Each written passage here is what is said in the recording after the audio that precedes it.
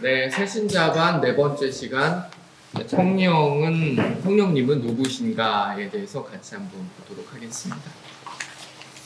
네, 벌써 옷들이 다 많이 바뀌셨네요. 저도 너무 추워가지고 이렇게 좀 바뀌었는데 그 성령님 하면 왠지 따뜻한 느낌을 받아요. 하나님보다 성령님이라는 말에는 뭔가 굉장히 따뜻한 느낌을 받거든요. 오늘 이 책을 통해서 성령님이 누구신지에 대해서 한번 좀 살펴볼 건데 이 과정을 통해서 왜 우리가 그렇게 느끼는지를 조금 아실 수 있게 될 겁니다. 자, 성령 하나님의 성경적 근거 119쪽입니다.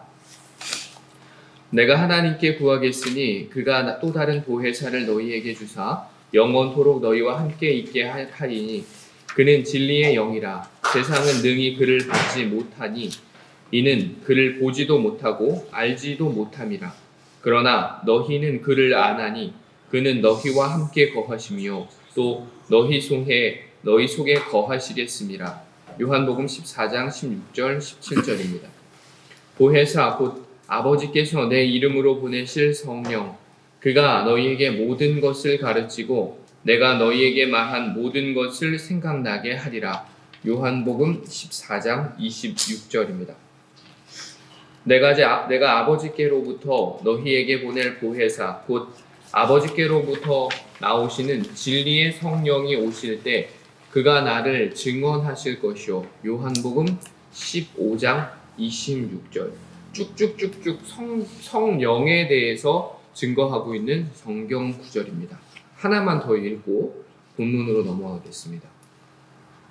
맨 마지막입니다. 오순절 날이 이미 이름에 그들이 다 같이 한 곳에 모였더니 호련히 하늘로부터 급하고 강한 바람 같은 소리가 있어 그들이 앉은 온 집에 가득하며 마치 불의 혀처럼 갈라지는 것들이 그들에게 보여 각 사람 위에 하나씩 임하여 있더니 그들이 다 성령의 충만함을 받고 성령이 말하게 하심을 따라 다른 언어들로 말하기를 시작하니라. 사도행전 2장 1절에서 4절입니다.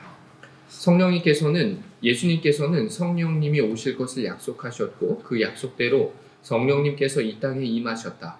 바로 그 성령님께서 지금 우리와 함께 하고 계시며 우리는 그분과 더불어 살고 있다.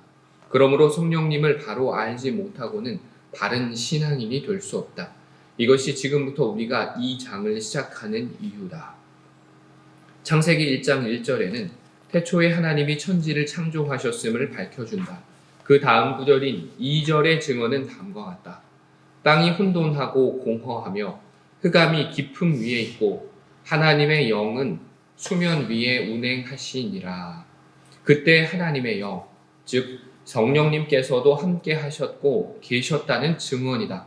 그리고 요한복음 1장은 태초에 말씀이 계셨는데 그 말씀이 곧 하나님이셨고 그 말씀이 육신을 입고 이 땅에 오신 분이 성자 하나님이신 예수 그리스도이심을 전해주고 있다. 이것은 성자 하나님과 성령 하나님께서 어느 날 갑자기 나타나신 분이 아니라 태초부터 성부 하나님과 함께하고 계셨음을 의미한다. 창세기 1장 26절은 그 좋은 증거다. 하나님이 이르시되 우리의 형상을 따라 우리의 모양대로 우리가 사람을 만들고 그들로 바다의 물고기와 하늘의 새와 가축과 온 땅과 땅에 기는 모든 것을 다스리게 하자 하시고 하나님께서 당신 자신을 가리켜 우리라 말씀하셨다. 우리란 복수이지 단수가 아니다. 그래서 하나님을 일컫는 히브리어 엘로힘은 복수형으로만 쓰인다. 이거 좀 같이 기억해 놓으면 좋을 것 같습니다. 그런데 희한하게 복수형 엘로힘에 호응하는 동사는 항상 단수형이다. 이것은 하나님께서 성부, 성자, 그리고 성령이 일치를 이루시는 삼위일체 하나님이심을 우리에게 일깨워준다. 따라서 우리는 성령님 역시 삼위일체 하나님으로서의 성령 하나님 되심을 잊지 말아야 한다. 자, 이제 우리가 궁금한 삼위일체 하나님에 대한 이해인데요. 결론부터 말씀드리면 삼위일체에 대한 설명을 누구도 잘 할 수 없어요. 왜냐면 인간의 이성과 지혜로는 다 담아낼 수 없는 개념이기 때문이에요. 그래서 계시로 이렇게 말씀해 주시는데 여기 조금 이따 넘어가면 뭐라고 얘기를 하냐면 분석의 영역이 아니라 믿음의 영역이다라고 딱 가요. 그 부분 염두에 두고 삼위일체 하나님에 대한 이해를 살펴보겠습니다. 그렇다면 삼위일체 하나님이란 무슨 의미인가? 성부, 성자, 성령이 세 위격의 하나인 실체인 하나님 안에 존재하신다는 것이다. 이것은 쉽게 두 가지로 설명할 수 있다. 첫째, 하나님께서 한 분이시지만 또한 세 분이시라는 것이다. 이거부터가 좀 우리 상식으로는 좀 이해가 안 되잖아요. 인간은 장소에 따라 각각 다른 역할을 행할 수 있다. 나는 교회에서 목사이면서 집에선 아빠이고 남편이고 자식이다. 나에게 맡겨진 이 여러 가지 역할을 충실히 행하려 애쓴다. 그렇지만 나는 교회에 있으면서 동시에 집에도 있거나 집에서 일하면서 동시에 교회에서도 일하고 있을 수는 없다. 내게 주어진 역할은 많아도 나 자신은 언제나 하나이기 때문이다. 집에 있을 때는 교회를 비울 수밖에 없고 교회에 있을 때는 집에 있기를 포기할 수밖에 없다. 그러나 하나님께서는 한 분이시지만 또한 세 분이시기에 각각 다른 곳에서도 동시에 사역하실 수 있다. 만약 하나님께서 한 분으로만 존재하신다면 하나님께서 육신을 입고 예수 그리스도로 이 땅에 계시던 동안 하늘은 비어 있어야 한다. 그랬더라면 하나님 없는 이 우주는 혼란에 빠져버리고 말았을 것이다. 그러나 하나님께서는 한 분이시지만 또한 세 분이시기에 성자 하나님이신 예수 그리스도께서 이 땅에서 사역하시는 동안에도 성부 하나님과 성령 하나님께서는 각각 다른 사역을 동시에 행하실 수 있었다. 예수께서 세례를 받으시고 곧 물에서 올라오실새 하늘이 열리고 하나님의 성령이 비둘기같이 내려 자기 위에 임하심을 보시더니 하늘로부터 소리가 있어 말씀하시되 이는 내 사랑하는 아들이요 내 기뻐하는 자라 하시니라. 마태복음 3장 16절 17절입니다. 이 본문은 한 분이시지만 동시에 세 분이신 삼위일체 하나님을 잘 보여준다. 육신을 입고 예수 그리스도로 이 땅에 와 계시는 성자 하나님, 비둘기처럼 임하시는 성령 하나님, 하늘에서 말씀하시는 성부 하나님께서 각각 그러나 동시에 역사하셨다. 각각 그러나 동시에 역사하셨다. 삼위일체 하나님의 두 번째 의미는 하나님께서 세 분이시지만 그러나 한 분이시라는 것이다. 만약 하나님께서 세 분으로만 존재하신다면서 각각 다른 사역을 행하신다면 결국 그분은 서로 다른 세 신일 수밖에 없다. 그들 사이에는 아무 연관성도 없을 것이고 그들의 의견이 일치하기도 쉽지 않을 것이다. 그들이 함께 모이면 오히려 불일치로 인한 다툼과 혼란만 야기될 것이다. 그러나 하나님께서는 세 분이시지만 한 분이시기에 서로 다른 곳에서 다른 사역을 담당하셔도 그 사역은 분열되거나 분리되지 않는다. 성부 하나님의 창조, 성자 하나님의 구원, 성령 하나님의 인도하심은 언제나 완벽한 일치와 조화와 통합을 이룬다. 몸도 하나요 성령도 한 분이시니 이와 같이 너희가 부르심의 한 소망 안에서 부르심을 받았느니라. 주도 한 분이시요 믿음도 하나요 세례도 하나요 하나님도 한 분이시니 곧 만유의 아버지시라.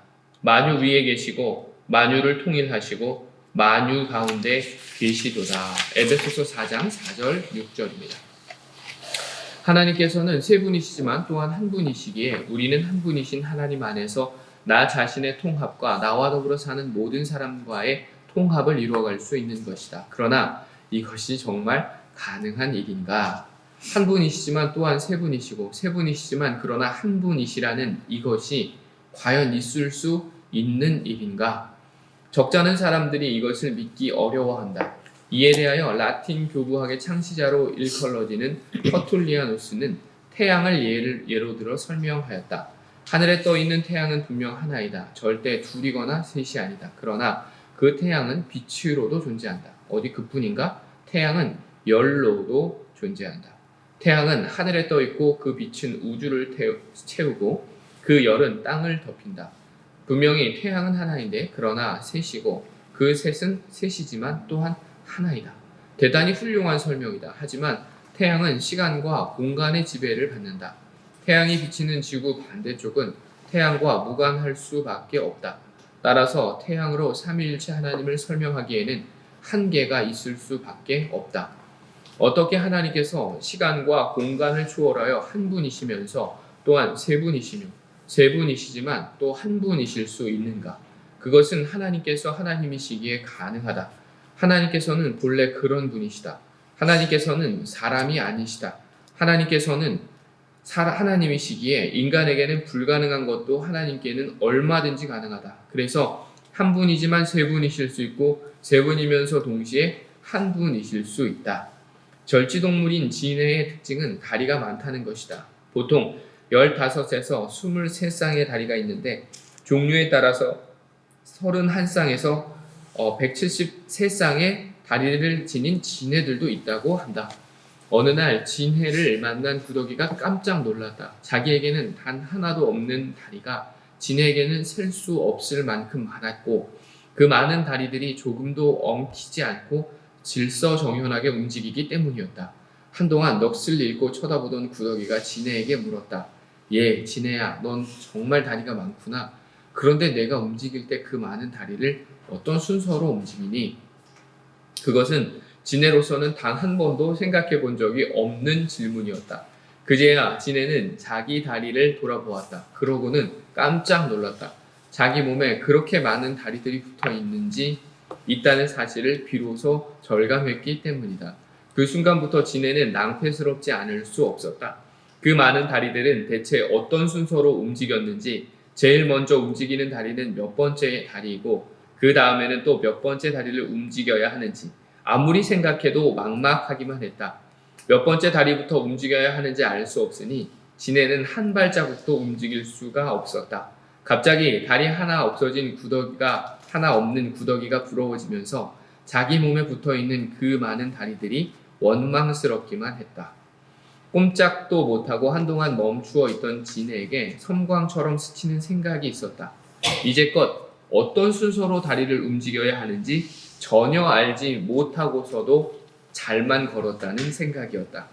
그 생각이 들자 이번에는 믿음이 생겼다. 여태까지 잘만 걸어왔으니 아무리 다리가 많아도 다리를 움직이는 순서를 규명하지 못해도 예전처럼 계속 잘 걸을 수 있으리라는 믿음이었다. 진해는 그 믿음으로 걷기 시작했다. 다리들이 움직이는 순서는 여전히 밝히지 못했지만 진해는 옛날처럼 멋지게 자신이 원하는 대로 걸을 수 있었다. 그래서 진해는 중요한 교훈을 얻었다. 이게 중요한 겁니다. 규명이 아니라 믿음이 걷게 한다는 교훈이었다. 다시 한번 말씀드릴게요. 규명이 아니라 믿음이 걷게 한다라는 것이죠. 삼위일체라는 개념 자체가 이렇다라는 거예요. 열심히 설명하셨잖아요. 근데 완벽히 삼위일체를 설명하지는 못해요. 그리고 누군가 어떠한 면에서 비판을 하면 그 비판으로부터 자유로울 수도 없습니다. 왜냐하면 삼위일체라는 개념 자체가 우리가 도무지 이해하기 힘든 개념이기 때문이에요. 그럼에도 우리는 끊임없이 노력하죠. 왜냐하면 설명을 해줘야 하기 때문에. 믿음으로 다시 걷기 시작하자 다른 다리들은 더 이상 원망의 대상이 아니었다. 오히려 그 많은 다리들이 전혀 엉클어지지 않고 질서정연하게 움직인다는 사실에 스스로 경탄에 맞지 않았다.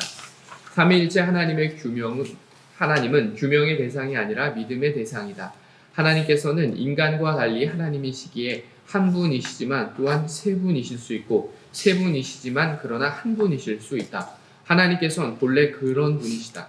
이 사실을 믿음으로 받아들일 때 그대는 그 신비로운 하나님에 대해 경탄할 수밖에 없을 것이다. 그렇다면 삼위일체 하나님에 대하여 왜 경탄하지 않을 수 없는지 이제 그 이유를 생각해 보자. 하나님께서는 삼위일체 하나님이시기에 오직 하나님만 유일신이다. 신에 대한 인간의 인식은 크게 네 가지로 구분이 되는데 가장 저급한 신관이 다신관이다. 이 땅에 수없이 많은 신들이 존재한다는 인식이다. 산마다 한 신이 있고 말과 거리마다 수호신이 따로 있다. 신들이 많은 만큼 신들의 활동 영역은 지극히 제한되어 있을 수밖에 없다. 각각의 신들은 자기 영역에서만 영향력을 미치는 것이다. 다신관에 비해 발전된 신관이 일신관이다. 많은 신들 가운데 하나의 신이 한 나라나 민족을 다스린다는 신관이다. 다신관에 비해서는 신의 활동 영역이 훨씬 넓어졌다. 그러나 그 신도 국경을 넘어서면 영향력을 상실하기는 마찬가지다. 그 다음으로 엄신관이 있다. 이것은 천하 만물과 만민이 모두 신성을 가지고 있다는 견해로 경배의 대상으로서의 신이 따로 있을 수 없으므로 우리에게는 이것도 전혀 고려의 대상이 아니다. 그리스도인이 하나님에 대해 갖는 신관은 유일신관이다. 오직 한 분이신 하나님께서 거리와 마을, 산과 국경, 지구, 인류의 역사와 우주 만물을 그분 뜻대로 다스린다는 신관이다. 이것이 올바른 신관이다. 하나님만이 우주 만물을 주관하시는 유일신이다. 어떻게 하나님께서 하늘과 땅과 바다를 동시에 주관하는 유일신이실 수 있는가? 삼위일체 하나님이시기 때문이다. 한 분이시지만 또한 성부, 성자, 성령님으로 존재하시기에 온 우주를 통치하고도 남음이 있는 것이다. 그래서 우리가 한국에 있든 미국에 있든 하늘에 있든 바다 속에 있든 언제 어디서나 유일하신 하나님 한 분의 이름을 부르는 것으로 족하다. 인간이 한 분 하나님만 찾음으로 모두 문제를 해결받을 수 있다는 것은 얼마나 크나큰 은총인가. 우찌무라 간조 회심기를 쓴 우찌무라 간조는 어릴 적부터 신심이 깊은 사람이었다. 그런데 그가 태어난 일본은 귀신들의 천국이다. 마을이나 거리에는 물론이고 심지어 나무나 바위에도 귀신이 붙어 있다고 믿는 나라다. 어려서부터 어디를 가든지 지나는 길목마다 버티고 있다는 귀신들의 이름을 다 기억하고 그 귀신들이 기뻐할 주문을 외운다는 것은 그에게 여간 곤욕스러운 일이 아니었다. 어느 날 선교사로부터 복음을 전해들은 그는 놀랐다. 한 분 하나님께서 온 우주를 다스리신다는 것이었다. 그분 한 분의 이름을 부르는 것만으로 모든 것은 족하단다. 세상에 이보다 더 감사하고 위대한 신이 어디에 또 있겠는가? 그가 그리스도인이 된 것은 유일신이신 여호와 하나님, 삼위일체 되신 하나님을 만난 사람의 사필 규정이었다. 그대가 믿는 하나님은 유일신이요 삼위일체 하나님이시다. 그러므로 하나님의 호칭에 대해 걱정하지 말라. 그대가 성부이신 하나님 아버지의 이름을 부를 때 그 안에서 성자와 성령님께서 함께 역사하신다. 그대가 성자 하나님이신 예수의 이름을 부를 때 그분 안에서 성부와 성령님께서 또한 같이 계신다. 하나님께서는 삼위일체 하나님이시기에 세 분이시지만 또한 한 분이시다. 한 분이시기 때문이다. 똑같은 이치로 그대가 그대 곁에 계시는 성령 하나님을 찾을 때 그 성령 안에서 성부, 성자 하나님께서 동시에 그에 대해 응답하시는 것이다. 네, 어떻게 규명이 아닌 그 믿음의 영역이라는 것이 좀 받아들여지시나요? 성경 공부라는 게 늘 그래요. 이렇게 주변 지식과 어떤 정보를 이렇게 나누고 하지만 종국에 가서는 결국은 믿음 없이는 이해하기 힘들다라는 것이죠. 계속해서 살펴보겠습니다. 성령님에 대한 예수님의 설명. 예수님은 성령님에 대해서 어떻게 설명하셨는가 하는 것입니다. 이제 예수님께서 성령님을 소개하신 내용을 함께 살펴보자. 내가 아버지께 구하겠으니 그가 또 다른 보혜사를 너희에게 주사 영원토록 너희와 함께 있게 하리니. 요한복음 14장 16절입니다. 예수님께서는 성령님을 가르쳐 보혜사라고 부르셨다. 헬라어로는 파라클레토스이며 위로자, 돕는 자라는 뜻이다. 주님께서는 성령님을 주술적이거나 마술적인 힘이 아닌 인격자로 소개하셨다. 인격자가 아니고서야 어찌 위로자, 돕는 자가 될 수 있겠는가? 천지를 창조하신 성부 하나님께서 인격자이시듯 십자가의 죽음으로 우리를 구원하신 성자 하나님께서 인격자이듯이 성령 하나님 또한 인격자이시다. 그러므로 우리는 성령 하나님을 인격적으로 만나야 한다. 다시 말해 인격자이신 성령 하나님과의 사귐을 통해 그분을 닮아가야 한다. 그분이 우리를 인격적으로 위로하고 도우시는 것처럼 우리도 타인을 위한 인격적인 위로자와 돕는 자가 되어야 한다. 위로, 돕고 이걸 떠나서요. 요즘 세상에서는 그냥 인격적 대우만 해주셔도 돼요. 최소한. 그러면 사람이 마주선 사람, 나를 싫어할 일은 없어요. 보통 위로, 돕고 이건 떠나서 인격적으로도 대우하지 않는 경우가 오늘날에도 많이 있습니다. 우리는 절대 그러시면 안 되고 어떤 분이든 무조건 다 인격적으로 대우해 주셔야 됩니다. 누가 성령 충만한 사람인가? 그대의 기도가 비록 서툴고 어눌하다 할지라도 그대가 성령님을 쫓아 살면서 그대의 인격이 변해가고 있다면 그 인격의 변화가 남을 위로하고 돕는 것으로 나타나고 있다면 그대야말로 진정 성령 충만한 사람이다. 이런 사람을 성령 충만한 사람이라고 하죠. 그는 진리의 영이라 세상은 능히 그를 받지 못하나니 이는 그를 보지도 못하고 알지도 못함이라. 그러나 너희는 그를 아나니 그는 너희와 함께 거하시며 또 너희 속에 거하시겠음이라. 요한복음 14장 17절. 예수님께서는 성령님을 가리켜 이번에는 진리의 영이라고 부르신다. 성령님은 세상의 영이 아니라 진리의 영이시다. 오직 진리로 말씀하시고 진리를 통해서만 당신을 보이신다. 진리 아닌 것과는 어떤 경우에도 함께 하시지 않는다. 그러므로 성령님과 깊이 사귀는 사람은 진리 안에 거하는 사람이요 그의 삶을 통하여 진리가 드러나는 사람이다. 누가 성령 충만한 사람인가? 그대가 비록 밤을 새워가며 기도하지 못한다 해도 시간이 흘러갈수록 그대의 삶을 통해 진리가 배어난다면 바로 그대가 성령 충만한 사람이다. 자, 이게 중요한 거예요. 우리의 삶을 통해서 진리가 배어난다면 이게 바로 성령 충만한 사람이라는 거죠. 막 기도하다가 뭐 어떤 사람이 아니라 삶의 자리에서 그리스도의 사랑과 십자가의 은혜가 흘러가는 사람이 성령 충만, 이게 성령 충만한 사람이야. 우리가 추구해야 할 모습이고요. 예수님께서 성령 하나님의 사역에 대해서는 또 어떻게 설명하고 계신가? 보혜사 곧 아버지께서 내 이름으로 보내실 성령 그가 너희에게 모든 것을 가르치고 내가 너희에게 말한 모든 것을 생각나게 하리라. 요한복음 14장 26절입니다. 성령님의 첫 번째 사역은 우리에게 주님의 말씀을 가르쳐 주시고 생각나게 해주시는 것이다.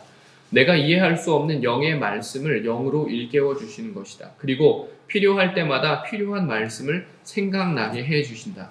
우리가 항상 성령님의 도우심을 구해야 할 까닭이 여기에 있다. 자, 이번 주에 강하고 담대하라 했잖아요. 근데 그 말씀에 앞서서 화투판에서 도박판에서 얼마 남지 않았을 때 그 말씀이 떠올랐다. 그래서 남은 미천을 다 걸고 나서 모든 걸 탕진하고 나니까 하나님을 원망하더라. 과연 그게 성령님께서 하신 말씀이셨을까? 아니라는 거죠. 자의적이라는 거죠. 성령님께서 강하고 담대하라 하신 말씀은 요 앞에서 본 것처럼 진리가 배어나는 삶을 살아감에 강하고 담대하라는 거죠. 약속과 말씀에 삶을 살아가는데 강하고 담대하라는 것이죠. 나는 목사다. 내가 길을 걸어가는데 지나가던 행인이 갑자기 달려와 내 얼굴을 쳤다고 하자. 목사인 내가 과연 어떻게 반응을 보이겠는가? 만약 그 순간 내가 목사란 사실을 상기한다면 적어도 맞받아치는 일만은 없을 것이다. 다행히 누구든지 내 오른편 뺨을 치거든 왼편도 돌려대라는 주님의 말씀이 떠오른다면 한 대를 더 맞더라도 분을 삭힐 수 있을 것이다. 한 걸음 더 나아가 너희 원수를 사랑하며 너희를 박해하는 자를 위하여 기도하라는 말씀까지 생각난다면 오히려 그를 웃으면서 대할 수 있을 것이다. 그러나 내가 느닷없이 얻어맞는 순간 이런 말씀들이 전혀 생각나지 않는다면 나는 필경 팔을 걷어붙이고 육두문자를 써가며 한판 붓고 말 것이다. 늦지막이 신학을 시작한 전도사님이 있었다. 신학교에 다닐 때 그는 끼니를 때우기 힘들 정도로 형편이 어려웠다. 어느 날 그가 절도죄로 구속되었다. 친구 사무실에 들렀다가 마침 직원이 잠시 자리를 비운 책상 위에 돈 뭉치를 들고 나오다 현장에서 붙잡힌 것이었다. 사건이 마무리된 뒤 아무리 어려워도 신학도가 왜 그런 짓을 했느냐는 나의 질문에 그의 대답이 참으로 기막혔다. 돈을 보는 순간 그 돈을 들고 도망쳐야 한다는 것 외에는 아무 생각이 나지 않았습니다. 그렇다. 결정적인 순간에 주님의 말씀이 생각나지 않는다면 그리스도인이 불신자와 구별될 까닭이 없다. 주님의 말씀이 생각나지 않는데 신학이 무슨 소용이 있으며 또 목회자라고 무엇이 다를 바 있겠는가? 필요할 때마다 필요한 말씀이 생각난다면 어찌 목사가 타락할 수 있으며 본이 되어야 할 목사와 장로의 다툼으로 교회가 찢어질 수 있겠는가? 겸손하게 성령님의 도움을 간구하지 않으면 우리 삶은 이처럼 추해질 수밖에 없다. 차라리 믿지 않았던들 욕을 듣지는 않았을 텐데 말이다. 제가 그 위임 받기 전에 이 책의 저자인 임재철 목사님하고 통화를 했는데요. 그 목사님이 저한테 권면해 주신 게 딱 이 내용이었어요. 박 목사님, 내가 회의 시간에 늘상 얘기했지만 자기 객관화를 매일 해라. 매일 새벽 아침에 일어나서 성도들이 보기에 나는 진정한 목사인지, 교회 종교 사업가로 보이진 않는지, 그리고 성령님이 보시기에는 바르게 하고 있는지를 점검해라. 그러면 자기 부인은 자연스럽게 따라올 거다. 이렇게 얘기하셨거든요. 근데 정말 여기 기록된 것과 일맥상통하는 말씀인 것 같아요. 말씀에 늘 비춰보면 우리는 결코 벗어날 수 없게 될 겁니다. 근데 힘든 게 있어요. 뭐냐면 알아요. 알겠는데 그렇게 하기까지는 누구나 나름의 시간이 필요해요. 알지, 이렇게 하라는 거 모르는 사람이 어디 있어요. 근데 그렇게 안 되는 나도 싫고 그렇게 하고 싶지 않은 마음도 있고 막 있단 말이에요. 근데 그거를 무시하면 안 돼요. 그 마음을 가지고 같이 기도하면서 옆에서 같이 기다려줘야 돼요. 그거 없이 너 왜 이대로 안 살아 하면요, 그 사람은 말씀으로 온전히 스스로 안에서부터 깨달을 수 있는 기회를 잃게 될지도 몰라요. 그렇기 때문에 조급하게 요구하는 게 아니라 각각이 소화할 수 있도록 충분한 기다림을 우리는 할 수 있어야 됩니다. 기다려 줄 수 있어야 합니다. 자, 그러나 내가 너희에게 실상을 말하노니 내가 떠나는 것이 너희에게 유익이라. 내가 떠나지 아니하면 보혜사가 너희에게로 오시지 아니할 것이요, 가면 내가 그를 너희에게 보내리니 그가 와서 죄에 대하여 의에 대하여 심판에 대하여 세상을 책망하시리라. 요한복음 16장 7절 8절입니다. 예수님에 의하면 성령님의 두 번째 사역은 우리를 책망하시는 것이다. 우리 삶의 잘못된 부분을 꾸짖어 주신다. 우리가 말씀을 읽는 동안 양심의 찔림을 받는다면 그것은 성령님의 역사다. 성령님의 조명 아래 있는 사람의 양심은 절대로 죽지 않는다. 양심의 주인이 되신 성령님께서 진리의 영이시기 때문이다. 진리로 찔림을 받는 양심만이 언제나 싱싱하게 살아있을 수 있고 살아있으면서도 남을 해치는 흉기가 되지 않는다. 그러나 진리의 성령이 오시면 그가 너희를 모든 진리 가운데로 인도하시리니 그가 스스로 말하지 않고 오직 들은 것을 말하며 장래 일을 너희에게 알리시리라. 여기 보면 성령님의 두 번째 사역이 책망이시라 그랬잖아요. 그리고 여기 밑에 보면은 조명, 성령님의 조명 아래 그 사람의 양심은 절대 죽지 않는다 그러셨는데, 이 부분 우리가 한번 좀 짚고 넘어가야 할 부분인 것 같아요. 왜냐하면 우리가 우리의 실상을 똑바로 보기보다는 우리는 늘 우리의 좋은 모습만 기억하며 살려고 해요. 근데 제가 처음 그리스도를 인격적으로 만나게 되는 그 과정에서 한 가지 확인된 게 있어요. 그게 뭐냐면, 제가 그 되게 많은 분들한테, 전 모태신앙인이 아니니까 되게 많은 분들한테 변사님, 하나님을 어떻게 인격적으로 만날 수 있습니까? 목사님, 하나님을 어떻게 인격적으로 만납니까? 이거를 엄청 물어보고 다녔어요. 그랬더니 어떤 분은 성경을 무시로 읽어라. 또 어떤 분은 그때 워크맨 마이마이가 한참 막 인기였어요. 귀에다 찬송을 24시간 꽂고 살아라. 또 어떤 분은 뜨겁게 부르짖어 기도해라. 이렇게 얘기하셨어요. 근데 한동안 그렇게 그렇게 해도 좀 잘 안 되는 거예요. 그런데 어느 날 제가 문득 깨달은 게 있어요. 뭐냐면 찬송을 드릴 때였는지 말씀을 볼 때였는지 기억이 잘 안 나는데 아마 찬송을 드릴 때였던 것 같은데요.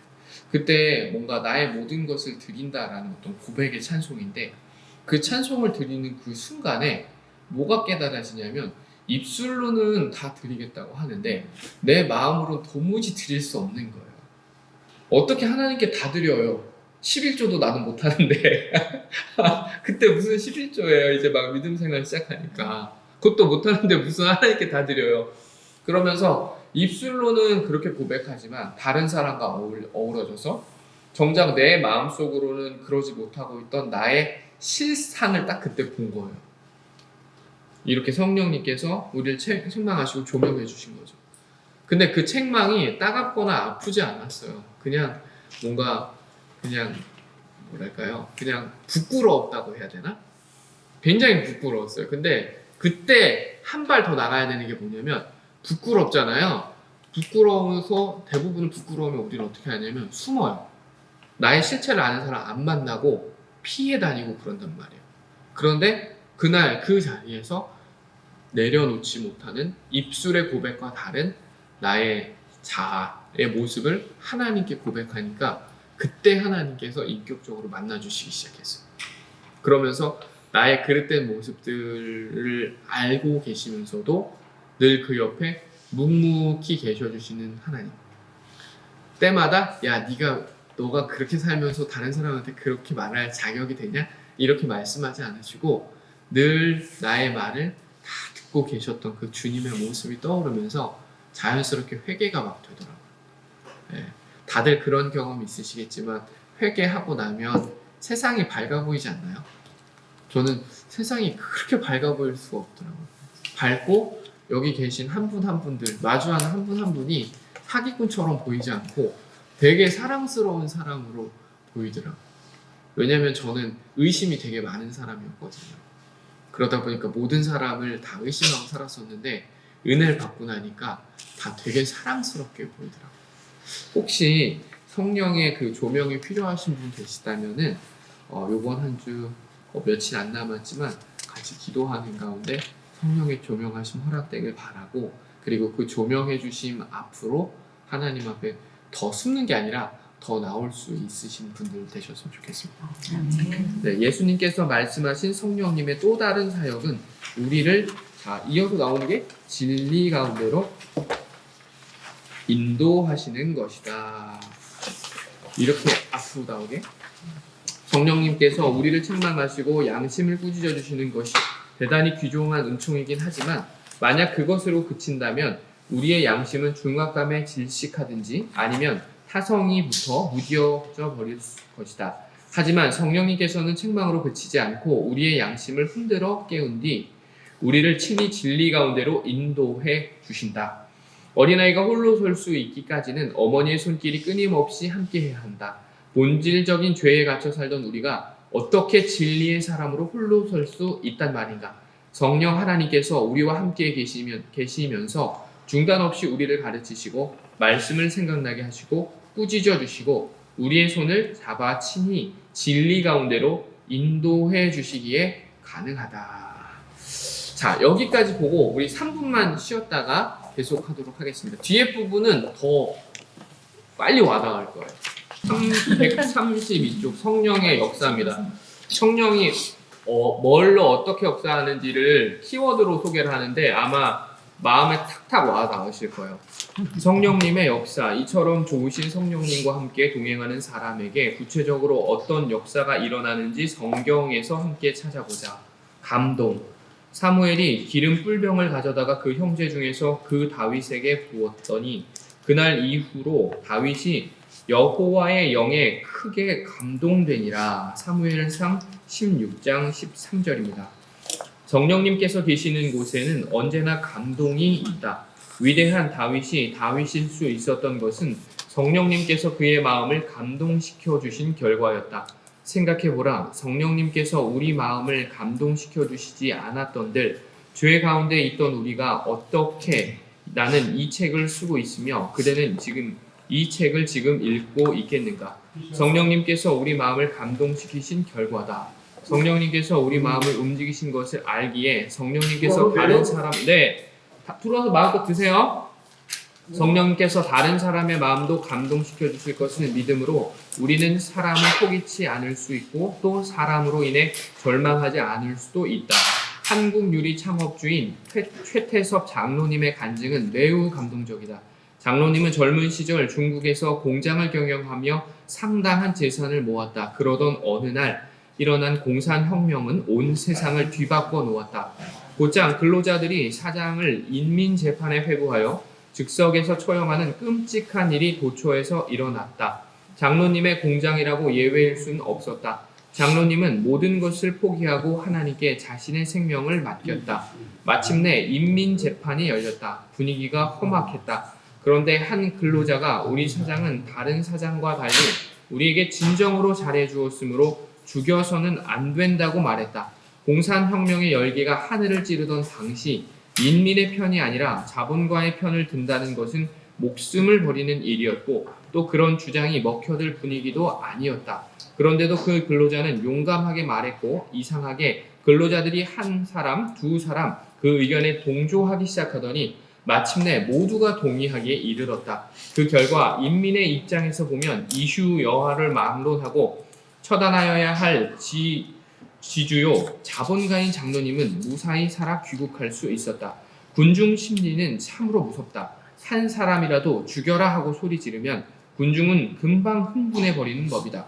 그런데 장로님이 인민재판 받던 날에 어찌 그런 사람이 단 한 사람도 없었던가? 성령 하나님께서 그곳에 모인 사람들의 마음을 감동시키셨기 때문이다. 그대를 짓밟으려는 사람들이 그대 주위에 겹겹이 둘러싸고 있다 할지라도 그대가 그대와 함께 하시는 성령님을 정녕 믿는다면 결코 두려워하지 말라. 성령님께서 작정하신 때가 되면 반드시 그들의 마음을 감동시키어 그대와 한 마음이 되게 해 주실 것이다. 감동이라는 건 우리가 일상에서도 받잖아요. 뭐 운동 경기나 뭐 자녀들 또는 남편으로부터도 받으시죠? 말씀이 없으시네요. 아내로부터 저는 받고 하잖아요. 근데 세상에서 받는 감동과 또 하나님이 주시는 감동은 약간의 차이가 있는 것 같아요. 저는 이제 목사로 이제 소명을 확인한 게 누군가의 고백을 통한 감동이었는데, 하여튼 그런 부분들도 기회가 되면 나누도록 하겠습니다. 말씀 보겠습니다. 커피 내려주는 소리가 괜찮아요? 괜찮아요? 딱딱 나는 소리가 괜찮나요? 괜찮아요. 전화의 진동 소리가 어려워요. 전화기 진동은 아마 여기 있는 누군가의 한 분이시지 않을까? 아니 소리 안 나. 됐어.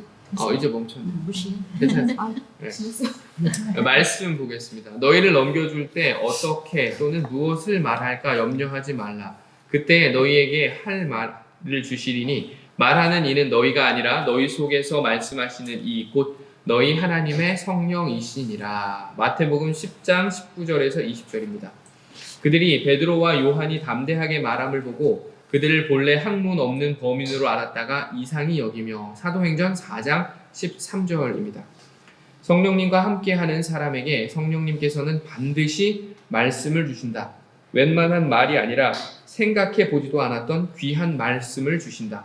그래서 성령 충만한 베드로가 설교했을 때 그를 그저 갈릴리의 무식한 어부로만 생각했던 예루살렘 사람들이 깜짝 놀라고 말았다. 나는 모든 예배 시간에 성경을 순서대로 설교한다. 그러므로 때로 난해하거나 설명하기 어려운 구절도 피해갈 수가 없다. 신비스러운 것은 그때마다 성령님께서 언제나 친히 말씀해 주신다는 것이다. 가령 외출하려고 나섰는데 내 자동차 앞에 문이 잠긴 다른 차가 주차되어 있어 내 차가 움직일 수 없게 되었을 때 나는 그 차의 주인을 찾으려 애쓰지 않는다. 성령님께서 나와 함께 계심에도 내 차가 움직일 수 없는 형편이라면 지금 움직여서는 내게 좋지 않거나 아니면 외출보다 더 중요한 일이 있기에 성령님께서 나의 외출을 막으시는 것으로 받아들인다. 그래서 그 차 주인이 나타날 때까지 기다릴 요량으로 사무실로 돌아와 책꽂이에 있는 아무 책이나 뽑아 읽기 시작한다. 놀라운 것은 내가 직면한 난해 구절의 해답이 바로 그 책 속에 들어있는 것이다. 그 구절과는 아무 상관도 없는 책인데 말이다. 이런 경험은 한두 번이 아니다. 성령님께서 이처럼 말씀을 주시지 않는다면 내 능력이나 실력만으로는 단 한 주일도 제대로 설교하는 것이 불가능할 것이다. 이것은 내게만 있는 일이 아니다. 성령님께서는 그대에게도 끊임없이 말씀을 주고 계신다. 문제는 그대가 그분의 말씀에 귀 기울이고 그 말씀에 순종하려는 마음을 지니고 있느냐는 것이다. 네. 하나님 말씀만 해주세요. 그럼 순종할게요 하죠. 근데 막상 내 마음과 다른 말씀을 주시면 그때만큼 괴로울 때가 없습니다. 하나님의 뜻은 이건데 내 마음은 이거면 정말 너무너무 괴롭습니다. 위로. 그리하여 온 유대와 갈릴리와 사마리아 교회가 평안하여 든든히 서가고 주를 경외함과 성령의 위로로 진행하여 수가 더 많아지니라. 사도행전 9장 31절입니다. 성령님과 동행하는 사람에게는 성령님의 위로가 함께 하신다. 사람의 위로와 성령님의 위로는 동일하지 않다. 사람의 위로는 빈 말이지만 성령님의 위로는 언제나 채웁니다.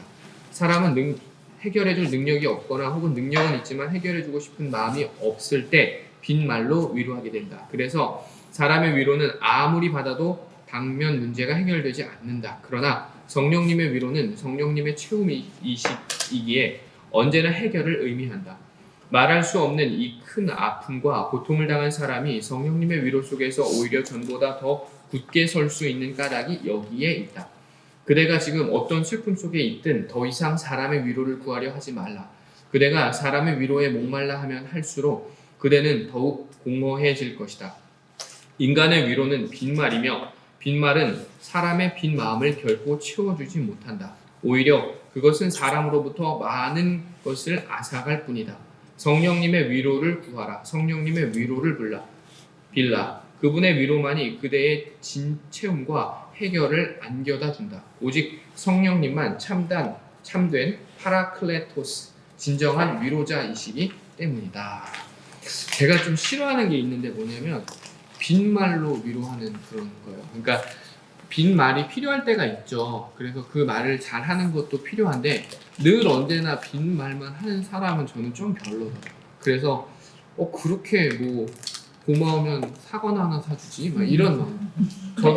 저도 이제 고맙다 하거든요.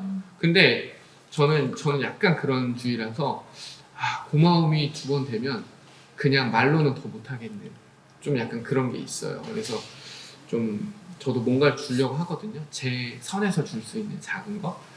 그런데 이제 언제나 성도님들은 정말 제가 10,000원짜리를 드리면 10만 원짜리 이상으로 소중히 여기시는 것들을 많이 봐요. 그런 모습들 보면서 나는 말씀과 더불어서 내 것을 나눠줄 수 있는 사람이 되면 좋겠다라는 생각을 늘 하고 있습니다. 제가 이렇게 말씀드리는 건 뭘 사줘라, 날 뭘 줘라 하는 건 절대 아니에요. 저는 안 주셔도 돼요. 저는 그냥 잘한다 말하지도 마시고 못한다 말하지도 마시고 그냥 하나님 보시고 그냥 신앙생활 하시면 돼요. 그냥 저는 그냥 잠깐 있다가 없어지는 안개 같은 존재니까 그냥 우리 담임 목사님 밥그릇 차려놓고 그럴 필요도 없어요. 그냥 그거는 이제 이전 세대 목사님들 그분들은 이제 그렇게 살아오신 환경이 있으니까 우리가 존중의 의미로 그렇게 해주면 좋아요. 그렇게 해주면 좋죠, 우리가. 왜냐면 세워주고 섬겨주시는 거니까. 근데 저한테는 그러실 필요는 없어요. 그냥 마음의 진심으로 내가 너무너무 막 그러고 싶다. 그러면 제가 막 기쁨으로 받아 하겠지만 의뢰하는 거니까 그러실 필요는 전혀 없어요. 오해하지 마세요. 오해하지 마세요. 충분히 저 먹고 잘 살아요.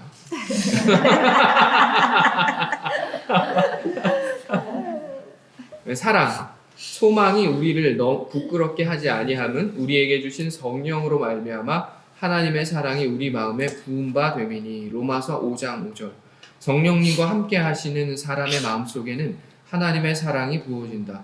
성령님은 하나님의 영이요 하나님께서는 사랑이신즉 성령님께서 하나님의 사랑을 부어주심은 당연한 일이다. 하나님의 이 사랑을 힘입어 우리는 비로소 남을 사랑할 수 있다. 나는 본래 사랑과는 거리가 먼 사람이었다. 너무 공감이 돼요. 이 목사님을 아니까. 사랑과는 거리가 먼 사람이었다. 6남매의 막내. 그것도 외아들로 자랐으니 오죽했겠는가. 다 누나라는 뜻이죠. 많은 사람들에게 상처만 주면서 살았다. 그러나 성령님께서 내 마음을 만져주시고 하나님의 사랑을 부어주심으로 비로소 상대방 위주로 사람을 사랑하는 법을 알게 되었다. 사람을 사랑하게 되면서부터 사람에 대한 도리를 하게 되었고 사람과의 참된 나눔도 가능해졌다. 사람을 사랑하지 못할 때는 사람보다 물질이 늘 먼저 보였으므로 가장 작은 것조차 나눌 수 없었다. 그러나 사람을 사랑하게 되자 내 것을 나누었을 때 기뻐할 상대의 모습이 먼저 보이기에 나눔은 나의 즐거움이 되었다. 성령 받은 초대교회 교인들이 자신들의 소유를 조금도 아까워하지 않고 필요한 사람에게 나누어줄 수 있었던 것은 그들의 소유가 모두 쓰레기처럼 가치 없는 것이었기 때문이 아니라 성령님께서 그들의 마음속에 하나님의 사랑을 부어주셨기 때문이다. 그대 사랑해야 할 자를 사랑하지 못해 괴로워하는가? 하나님의 사랑을 부어주시는 성령님의 도우심을 겸손하게 간구하라. 물질을 위해서는 그토록 망설임 없이 금식 기도마저 하면서도 어찌 그보다 더 중요한 사랑을 위해서는 단 한 번의 금식 기도도 드리지 못하는가. 소망의 하나님이 모든 기쁨과 평강을 믿음 안에서 너희에게 충만하게 하사 성령의 능력으로 소망이 넘치게 하시기를 원하노라. 로마서 15장 13절입니다.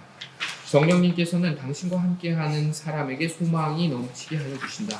지금 내 형편이 암울하고 절망적이기만 한데 어떻게 내게 소망이 넘치게 하실 수 있는가? 성령님께서 나로 하여금 전능하신 하나님을 바라보게 하시고 내 마음속에 끊임없이 하나님의 말씀을 생각나게 하시어 그 말씀으로 내 심령을 가득 채워주시기 때문이다. 말씀이 쭉쭉 나오는데 두 개만 읽겠습니다. 너는 두려워하지 말라. 내가 너를 구속하였고 내가 너를 지명하여 불렀나니 너는 내 것이라. 이사야 43장 1절입니다. 평안을 너희에게, 맨 마지막입니다. 평안을 너희에게 끼치노니 곧 나의 평안을 너희에게 주노라. 내가 너희에게 주는 것은 세상이 주는 것과 같지 아니하고. 요한복음 14장 23절입니다. 볼지어다 내가 세상 끝날까지 너희와 항상 함께 있으리라. 마태복음 28장 20절입니다. 그렇다 성령님께서 이처럼 말씀을 계속 생각나게 하시고 말씀으로 우리 심령을 채워주시는데 사망의 음침한 골짜기를 한들 어찌 우리 심령에 소망이 흘러 넘치지 않으리. 거룩.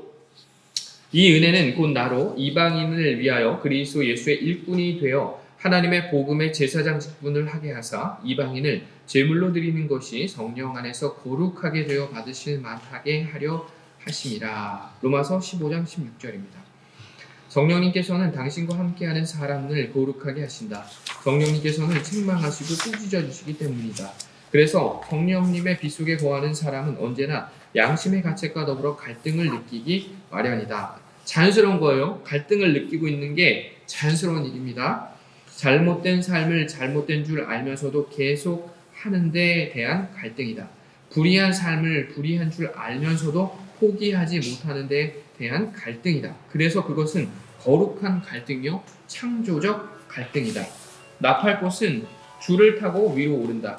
일단 줄에 매달린 꽃머리는 줄의 더 높은 곳을 잡기 위해 계속 떨게 된다.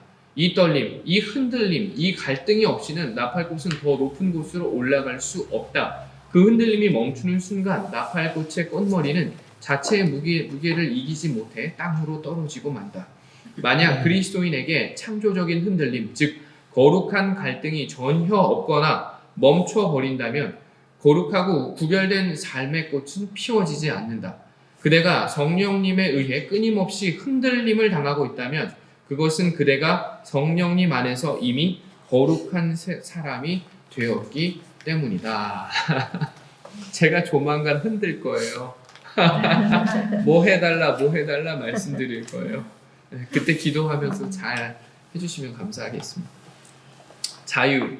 주는 영이시니 주의 영이 계신 곳에 자유가 있느니라. 고린도후서 3장 17절. 성령님과 함께하는 사람은 어떤 상황 속에서도 자유를 얻는다. 비록 내가 이해할 수 없는 상황을 맞는다 해도 그것이 나를 위한 성령님의 역사임을 아는 까닭이다. 결혼한 다음 날부터 밤낮 울고 살던 신부가 참다 못해 친정 어머니를 찾아가 눈물로 하소연하였다. 친정 어머니 역시 눈물로 딸의 사연을 다 들은 뒤 마침내 입을 열었다. 그래도 네가 참고 살아야지 어떡하겠니? 만약 그 신부가 그리스도인이어서 나를 찾아와 상담을 한다면 나도 그녀의 친정 어머니와 똑같은 대답을 할 것이다. 그러나 그 의미는 전혀 다르다. 하나님을 믿지 않는 그녀의 친정 어머니가 내가 참아라 하는 것과 그 외에 다른 길이 없기에 내뱉는 절망의 탄식이지만 목사인 내가 참아라 하고 권면하는 것은 당면한 상황 속에서 성령님의 역사가 있음을 믿음으로 자유함을 얻으라는 의미다. 지금 남편이 내 속을 썩이고 있다면 그것은 성령님께서 남편을 통해 나의 모난 성격을 갈고 계시는 것이다. 지금 아내가 어리석은 짓을 하고 있다면 그것은 성령님께서 아내를 도구 삼아 나를 성숙해 하고 계시는 것이다. 지금 내 자식이 말썽을 피운다면 그것은 성령님께서 내 자식을 통해 나의 실상을 보게 하심으로 나를 회개케 하십니다. 이런 과정을 거쳐 성령님께서 작정하실 때가 될 때 성령님께서는 이 모든 것을 합력하여 아름다운 선으로 마무리 지어 주실 것이다. 이렇게 믿을 때 우리는 모든 상황 속에서 그 어떤 것에도 속박됨이 없이 자유를 누릴 수 있다. 그뿐 아니다. 성령님께서는 우리의 마음과 생각을 거룩하게 해주시기에 우리는 죄의 유혹으로부터도 자유를 얻는다. 확실히 성령님께서 계시는 곳에는 그 어떤 곳이든 그 무엇으로부터이든 참된 자유가 있다.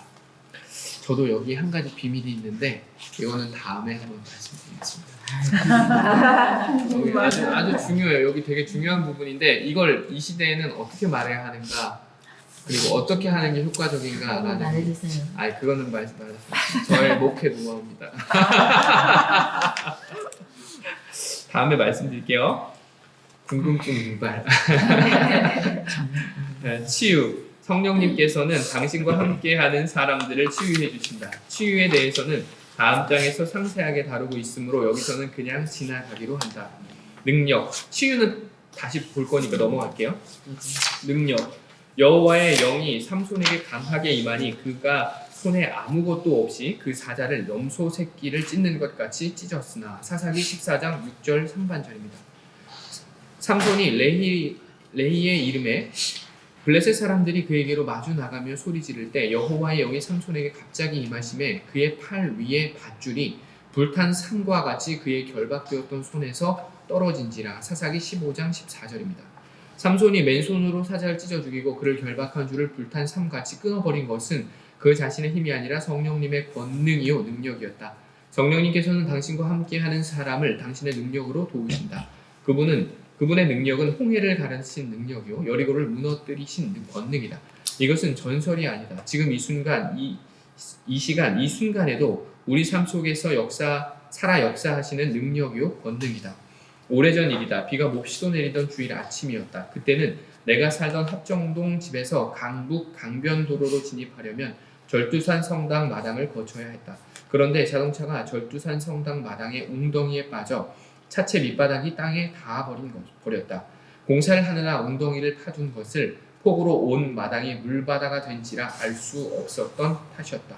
계속 엑셀레이터를 밟아보았지만 바퀴만 헛돌 뿐이었다. 차체가 땅 바닥에 닿았는데 엑셀레이터를 밟은 듯 무슨 소용이 있겠는가. 참으로 난감했다. 그곳은 외진 강변도로변이라 택시를 잡을 수도 없었다. 그날따라 성찬식이 있는 주일이어서 평소보다 더 빨리 가야 했다.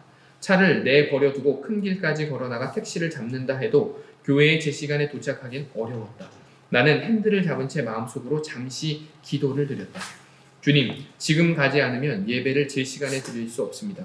도와주십시오. 기도가 끝난 뒤 무심코 엑셀레이터를 밟은 나는 깜짝 놀랐다. 마치 평지에서 미끄러지듯이 자동차가 웅덩이에서 빠져나오는 것이었다. 그날 주일 예배를 제 시간에 드릴 수 있었으면 물론이다. 나는 알고 있다. 그날 자동차가 아무런 인위적 조치 없이 웅덩이에서 빠져나온 것은 성령님의 능력이었음을 말이다. 평소 제2 장로님은 늘 하나님의 능력을 구체적으로 경험해보기 원했다. 어느 날 밤 갑자기 딸 방에서 불이 났다. 누전이었다. 장로님이 그 방문을 열었을 때 불은 온 천장에 번지고 있었다. 장로님은 급히 소화기를 찾아와 손잡이를 눌렀지만 전혀 작동되지 않았다. 단 한 번도 소화기를 써본 적이 없으므로 사용법을 알지도 못했다. 장로님은 다급한 마음으로 주님을 외치며 소화기의 손잡이를 다시 눌렀다. 그 순간 소화액이 뿜어져 나왔고 덕분에 불은 꺼졌다. 뒤늦게 화재 사실을 안 경비원들이 찾아왔다. 그리고 불을 어떻게 껐는지 물었다. 장로님이 사실대로 말하자 소화기를 본 경비원들은 장로님의 말을 믿으려 하지 않았다. 소화기는 안전핀을 뽑지 않으면 절대로 작동되지 않는 법이다. 그런데 장로님이 사용한 그 소화기에는 손을 댄 흔적도 없는 안전핀이 그대로 꽂혀 있었다. 그러니 경비원들이 장로님의 말을 믿지 않는 것은 너무나 당연한 일이었다. 그 까닭을 안 장로님이 소화기를 확인해 보니 정말 안전핀이 그대로 있었다. 장로님은 그때까지 소화기에 안전핀이 붙어 있다는 사실조차 몰랐다. 손잡이를 눌러보았지만 꿈쩍도 하지 않았다. 안전핀 때문이었다. 안전핀이 그대로 붙어있는 소화기, 그러나 그 속은 텅 비어 있었다. 안전핀이 꽂혀있는 채로 소화액이 다 뿜어져 나왔기 때문이다. 사람들은 어떻게 그 소화기에서 소화액이 나와 불을 끌 수 있었는지 이해하지 못했다. 아니, 계속 믿으려 하지 않았다. 그러나 장로님은 알고 있었다. 그 소화기를 작동시킨 것은 성령님의 권능이었음을. 재밌죠? 간증이 재밌어요.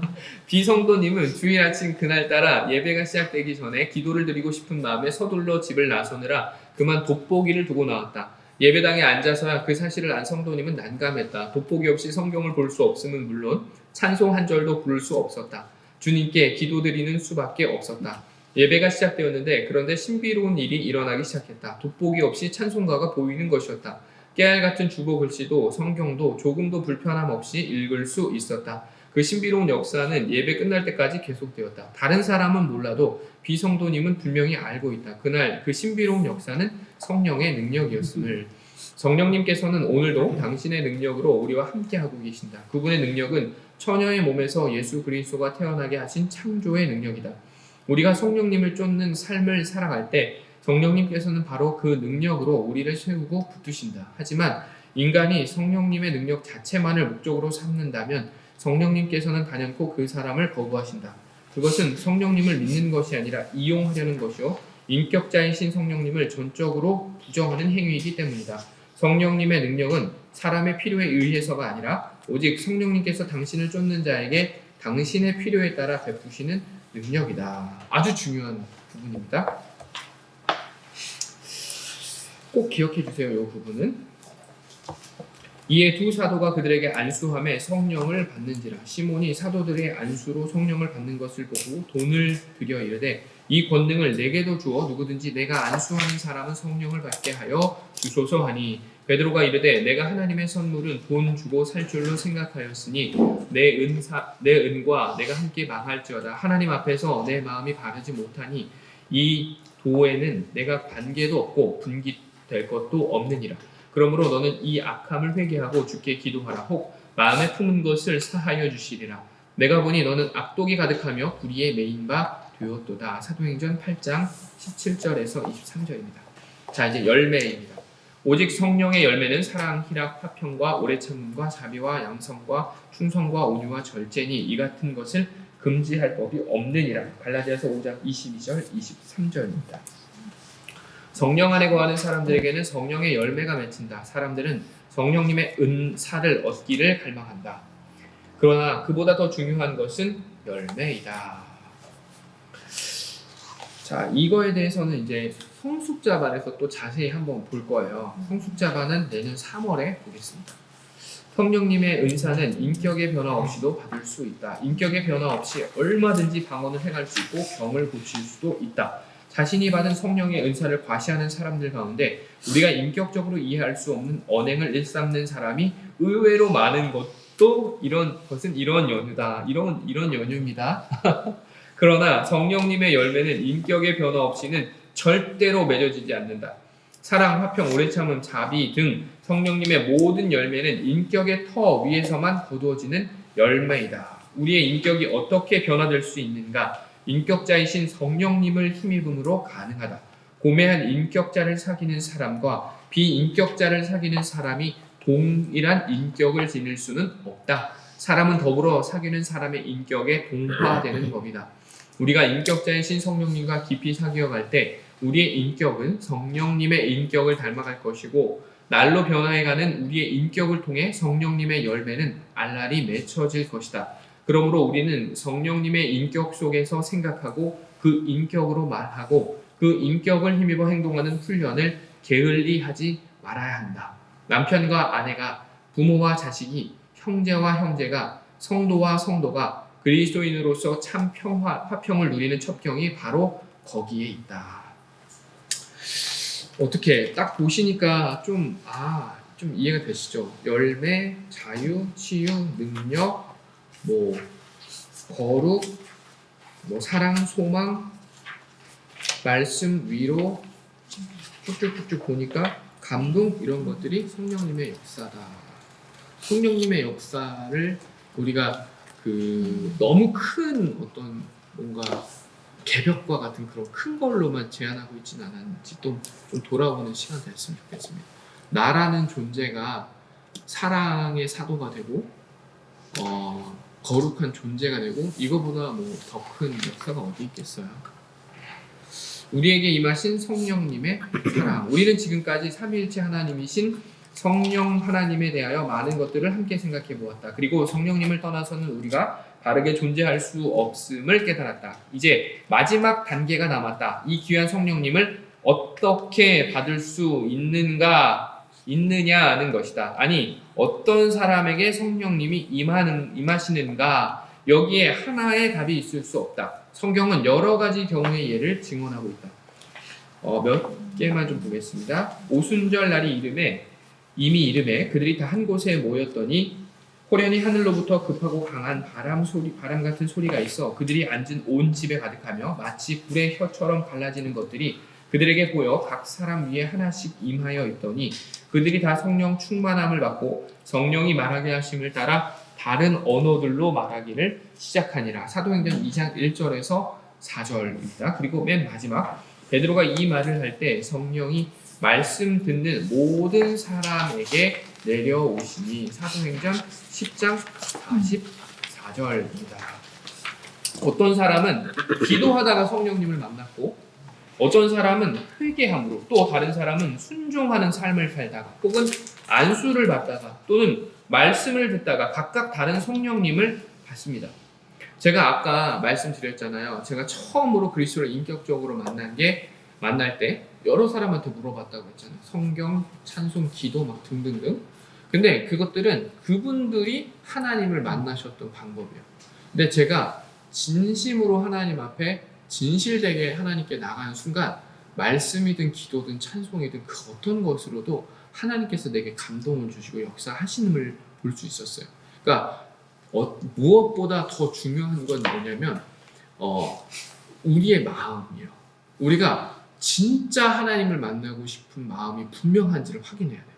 그러니까 어떠한 이유 때문에 하나님의 능력 때문에 하나님이 이걸 도와주시길 바라서 도구 삼고 목적으로 삼는 게 아니라 어떤 목적을 위한 수단이 아니라 그냥 그 하나님과의 그 인격적인 교제 자체의 목적이 있는 순간 우리가 그 어떤 것을 하는 순간에도 성령님과 교제하시고 성령님을 만날 수 있습니다. 네, 그래서 말씀 듣다가도 만나고 안수기도 하다가도 받다가도 만나고 봉사 순종하다가도 만나고 하는 거예요. 네. 한 가지 질문을 던져보겠습니다. 이게 되게 중요해요. 그대는 성령님을 받았는가? 스스로 자문자답해 보시면 좋겠습니다. 여기에 대한 그대는 확신에 찬 대답을 할 수도 있고 머뭇거릴 수도 있고 아닌 것 같다고 대답할 수도 있다. 그러나 한 가지 분명한 사실은 그대의 대답과 상관없이 그대에게는 이미 성령님께서 임하셨다는 것이다. 고린도전서 12장 3절이 이같이 증거한다. 나는 내가 인지를 못할 수 있어요. 그러나 하나님은 그 영은 이미 우리 안에 계십니다. 단지 우리가 인지 못하는 것 뿐이죠. 임마누엘 하나님, 우리와 늘 함께 하시잖아요. 우리가 하나님과 함께 하지 않는 것일 뿐일 수 있다는 걸 꼭 기억하시기 바랍니다. 그러므로 내가 너희에게 알리노니 하나님의 영으로 말하는 자는 누구든지 예수를 저주할 자라 하지 아니하고 또 성령으로 아니하고는 누구든지 예수를 주시라 할 수 없느니라. 예수를 믿는다면 우리 안에 성령님이 계십니다. 아멘. 그대가 지금 예수님에 대한 관심 때문에 이 책을 읽고 있다는 거, 이 자체가 이미 그대에게 성령님께서 임하셨다는 증거다. 성령님께서 그대에게 임하지 않으셨다면 그대가 예수님에 대해 관심을 갖는 것조차 불가능하기 때문이다. 2000년 전 지구 반대편을 거쳐간 과거의 인물에 그대가 관심을 가질 까닭이 없다. 그러나 성령님께서 그대에게 임하셨으므로 그대는 예수님을 부인치 않고 그분에 대한 관심으로 그분에 대해 좀 더 많은 것을 알기 위해 지금 이 책을 읽고 있는 것이다. 그렇다면 그대는 이렇게 질문할 수 있다. 나는 회개한 적도 없고 안수받은 적도 없으며 성령님을 받게 해달라고 기도한 적도 없는데 어떻게 내게 성령님이 임하셨단 말인가? 그대가 행한 것이 아무것도 없음에도 오직 성부 하나님께서 그대를 사랑하심으로 인하여 그대에게 성령님을 보내주셨다. 청년 사울은 본래 예수 믿는 그리스도인을 핍박하던 박해자였지만 단지 하나님께서 사랑하심으로 성령님을 그에게 보내주셨고 그에게 임하신 성령님의 도우심 속에서 그는 위대한 사도 바울이 되었다. 성령 충만한 삶을 살기 위하여 그리고 하나님께서도 표징과 놀라운 일과 여러 가지 기적을 나타내시고 또한 당신의 뜻을 따라 성령을 선물로 나누어 주심으로써 그들의 증언을 뒷받침해 주셨습니다. 히브리서 2장 4절 공동 번역입니다. 그대가 성령님을 받기 위해 아무런 노력도 하지 않았을지라도 하나님께서는 그대를 사랑하심으로 인해 당신의 뜻을 따라 그대에게 성령님을 보내주셨다. 우리 하나님께서는 그런 분이시다. 그러므로 성령님을 어떻게 받을 수 있느냐는 명제는 더 이상 그대에게 필요치 않다. 그대가 지금부터 집중해야 할 일은 이미 그대에게 임하신 성령님을 날마다 의식하면서 그분의 음성에 귀 기울이고 그분의 인도하심을 따라 성령 충만한 삶을 살아가는 것이다. 성령의 임재를 사모하는 삶이 아니라 성령의 충만을 바라는 삶이 우리가 지향해야 할 모습입니다. 다시 말해 그대의 기도가 그대가 기도의 삶, 순종의 삶, 말씀의 삶을 살아간다면 그것은 성령님을 받기 위함이 아니라 이미 그대에게 임하신 성령님과 함께 성령 충만한 삶을 살기 위함이어야 한다는 말이다. 그대가 오늘 이 글을 읽다가 성령님께서 이미 그대에게 임하셨다는 사실을 깨닫고 이제부터 성령 충만한 삶을 살기 위해 그대는 삶의 분명한 획을 긋는다면 오늘이 바로 그대가 성령 세례를 받는 날이다. 그것은 성령님의 역사가 아니고서는 절대로 불가능한 일이기 때문이다. 성령 세례는 평생에 한 번 받는 것이지만 성령 충만은 매일 이루어져야 한다. 사랑하는 남녀가 결혼 예식은 한 번 받지만 사랑은 매일 나누어야 하는 것과 같은 이치다. 부부가 함께 지내며 서로 의무를 다함으로써 부부의 사랑이 지속되고 깊어지듯이 그대와 함께 하시며 그대에 대한 하나님의 의무를 다하시는 성령 하나님의 빛 속에서 그대가 그 분을 믿는 그리스도인의 의무를 다하려 할 때 그대의 성령 충만한 삶은 날마다 심화될 것이다. 신대원 마지막 해 졸업여행을 갔을 때다. 당시 3살이었던 큰 아들 승훈이를 데리고 갔다. 서울에서 목포까지는 기차, 목포에서 제주도는 배, 그리고 제주도에서 귀경할 때는 비행기를 타기로 되어 있었으니 떠나기 전부터 승훈이의 기대는 대단하였다. 서울에서 목포에 닿기까지 승훈이는 기차 속에서 마냥 즐겁기만 했다. 목포에서 점심 식사를 한 뒤 여객선을 타기 위해 터미널로 갔다. 개찰구와 여객선 사이가 너무 가까워 배 안으로 들어간다기보다는 마치 큰 건물 안으로 들어가는 것 같은 느낌이었다. 우리는 배 밑바닥에 3등 선실의 자리를 잡고 앉았다. 이윽고 배가 출발했다. 그러나 3등 선실에서 밖이 보일 리가 없었다. 한참 후 승훈이가 느닷없이 물었다. 아빠, 우리 언제 배 타요?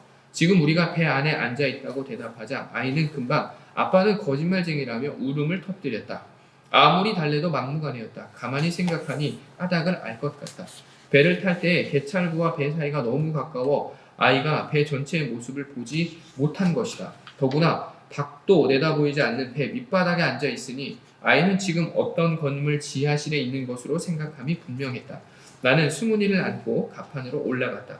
거기라면 우리가 타고 있는 배 모습을 확인할 수 있을 것이라는 생각에서였다. 그런데 3,000톤급 여객선 갑판은 거대한 건물의 옥상 같아서 장난감을 보듯 배의 전 모습이 한눈에 들어오지 않았다. 난간으로 가서 배를 보여주어도 아이에게는 그것이 배를 타고 있다는 증거가 되지 못했다. 그 아이에게 필요한 것은 장난감 모양과 같은 배 전체의 모습을 한눈으로 확인하는 것인데 도저히 그렇게 해줄 방법이 없었다. 승훈이의 기대는 또 깨어졌고 이번에는 전보다 더 크게 울었다. 목포를 출발한 지 1시간 반쯤 지나자 바다 외에는 산이고 섬이고 아무것도 보이지 않았다. 승훈이는 아직까지 배 전체의 모습을 확인하지 못했지만 사방에 아무것도 보이지 않는 것만은 이상하게 여기는 듯 했다. 그러나 우리가 배를 타고 있다는 나의 말은 여전히 믿지 않았다. 마침내 배가 제주도에 도착했다. 제주항 터미널 건물은 선착장으로부터 꽤 떨어져 있었다. 승훈이는 내 손을 잡고 걸으면서도 얼굴은 계속 뒤를 향하고 있었다. 자신이 타고 온 것이 진짜 배인지 아닌지를 확인하기 위해서였다. 배에서 점점 멀어지자 배 전체 모습이 한눈에 들어왔다. 갑자기 승훈이가 콩충 뛰면서 외쳤다. 와, 배 탔다. 그제야 승훈이는 늘 장난감에서 보던 것과 같은 배 전체의 모습을 확인한 것이다. 그러나 불행히도 그때는 이미 배에서 내린 뒤였다. 3박 4일 동안의 제주 일정을 마치고 귀경하기 위해 비행기에 탔다. 승훈이와 나는 제주 공항에서 보딩 브리지를 통해 비행기에 탑승하였다. 이를테면 승훈이가 이번에도 비행기의 모습을 보지 못하고 비행기를 탄 것이다. 나는 그 아이의 눈에 비친 의자만 놓여있는 비행기 실내는 절대로 비행기일 수가 없다. 잠시 후 승훈이가 물었다. 아빠, 우리 비행기 언제 타요? 배 안에서와 똑같은 상황이 벌어진 것이다. 나는 우리가 지금 비행기 안에 있노라고 열심히 설명했고 승훈이는 아빠가 거짓말쟁이라며 또 울었다. 마침내 비행기가 김포공항에 도착했다. 당시 김포공항에서는 국내선 여객은 보딩 브릿지가 아닌 트랩으로 비행기에서 내려 국내선 청사까지 걸어가야 했다. 이번에도 승훈이의 얼굴은 뒤를 향해 있었다. 자신이 타고 온 것이 비행기인지 아닌지 확인하기 위해서였다. 확인하기 위해서였으면 물론이다. 잠시 후 승훈이는 또다시 껑충 뛰면서 소리쳤다. 와, 비행기 탔다. 마침내 장난감과 똑같이 생긴 비행기의 전체 모습을 확인한 것이다. 그러나 그때 역시 비행기 여행이 끝난 뒤였다. 그때 만약 승훈이가 아빠 말을 잊었더라면 승훈이의 선박 여행과 비행기 여행은 아빠와 더불어 한없이 즐거웠을 것이다. 그러나 아빠 말을 믿지 못했던 승훈이는 그동안 기대했던 배와 비행기를 탔음에도 전혀 배를 타고 비행기를 탄 것이 아니었다. 그 여행은 원망과 불평으로 시작하여 원망과 불평으로 끝나고 말았다. 불신 때문이었다. 그대가 그대와 함께 하시는 성령님의 빛 속에서 멋지고도 아름다운 삶을 성령 충만하게 살 것인가? 아니면 성령님께서 그대와 함께 하심을 믿지 못하고 무기력하게 원망과 불평의 삶을 살 것인가? 그 선택은 전적으로 그대의 자유다. 그러나 선택이 그대의 자유인 만큼 그 선택에 대한 책임 또한 온전히 그대의 몫이다. 네, 오늘 여기까지 성령님은 누구신가에 대해서 살펴봤습니다. 어떻게 혹시 좀 새롭게 알게 된 그런 게 좀 있으실까요? 짧게 한 마디씩만 할까요? 우리 이쪽에서부터 좀 아무 말이나.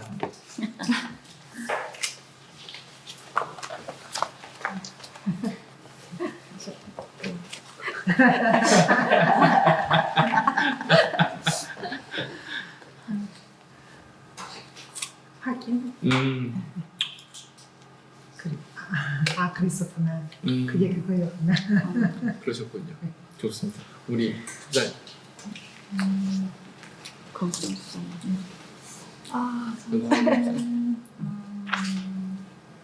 그냥 저는 이렇게 책을 읽으면서 되게 이렇게 감동을 많이 받는 것 같아요. 그 하나님의 사랑이랑 이런 거 있잖아요. 그래서 그런 느낌 되게 좋은 것 같아요. 이렇게. 공감이 가고. 네. 너무 게 아니고 네. 소소하게 책이. 맞아요. 감동적이에요. 읽을 때마다 느껴지는 게 감동이에요. 감사합니다. 우리 권사님. 저는 이제 이 책을 쭉 읽으면서 그동안 나의 신앙생활을 했던 또 주님과의 함께했던 이 모든 것이 새롭게 다시 재점검하고 확인하는 그런 마음. 네, 좋네요. 우리 권사님, 로 권사님. 저는 진짜 인도하신 제가 진짜 주님을 만나려는 생각도 못했었고 예수님이라는 이름도 몰랐었는데 이때까지 인도해 주신 거 그 옆에 귀한 통로가 되어주셨군요. 집사님. 요새 성령님이 많이 임하고 계십니다. 그러니까요. 책을 읽는 것만으로도 성령님이 임하셨다는 좋네요, 우리 권사님. 늘 감사하는 삶이에요. 감사하는 삶. 또 평생 많이 들어왔던 말씀 감사하는 네. 거라고 생각한 것도 있지만 내 마음속에 항상 계시니까 네. 감사와 성령을 느끼고 네. 알겠습니다. 좋네요. 우리 권사님, 권사님. 음식을 먹어봐야 맛을 알듯이 이영이랑 뭐 거룩, 뭐 사랑, 뭐 감동 이런 거 모든 것은 뭐 체험을 보면 체험을 볼수록 네. 더 가까이 할 수밖에 없는 것이 성령이 아니신가. 네. 너무 좋네요. 우리 권사님. 성령님은 우리의 빈 마음을 항상 채워주신다는 거. 네, 네. 체험. 네, 체험을 주신다는 거. 이 책을 보면서 또 다시 한번 느낍니다. 네. 아, 근데 저도 너무 좋았어요. 너무 좋고 함께 해주셔서 너무 좋고 오늘도 10분이 함께 해주셨는데 하여튼 너무너무 감사합니다. 잠깐 기도하고 마치겠습니다. 성령 하나님, 오늘 함께 성령님은 누구신지에 대해 살펴보면서 우리가 성령님에 대한 이해의 폭을 조금 넓힐 수 있었습니다. 하나님, 이것저것 흘렸던 것들조차도 성령님의 세밀한 역사와 은혜였음을 다시금 깨닫습니다. 주님, 이러한 성령님의 역사를 소홀히 여기지 않고 늘 소중히 여기며 우리와 함께 해주시는 그 성령님과 저희도 함께 할 수 있도록 성령 충만함을 허락하여 주시옵소서. 하나님, 은사에 눈을 두기보다는 열매에 눈을 두는 저희 안양중앙교회 될 수 있도록 도와주시옵소서. 오늘도 따스한 성령님의 은혜로 복된 한 날 될 것을 기대하며 예수님의 이름으로 기도드립니다. 네, 우리 박수로 마치겠습니다.